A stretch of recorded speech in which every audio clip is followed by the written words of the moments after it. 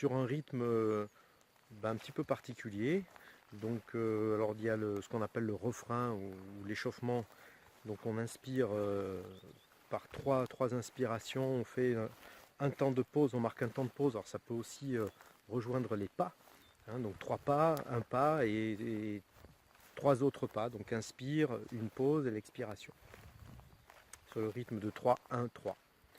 Et puis une fois qu'on est un petit peu échauffé, réchauffé, on essaye d'allonger le souffle avec un rythme de 4, 4, 2 et puis 5, 5, 2 et pour aller jusqu'à 10, 10, 2 idéalement. Alors qu'est-ce que ça veut dire exactement?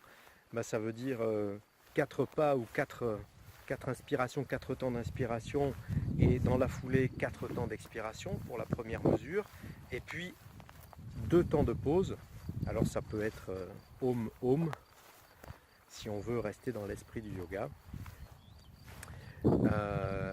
Et puis petit à petit on va augmenter le souffle. Donc 5 secondes ou 5 pas en inspirant, 5 en expirant et 2 autres temps de pause. Voilà. Et puis à chaque fois, entre les différents temps, entre les différentes mesures, on va mettre le refrain. On va revenir pour faire monter un petit peu le souffle, le rythme cardiaque sur du 3, 1, 3. Voilà.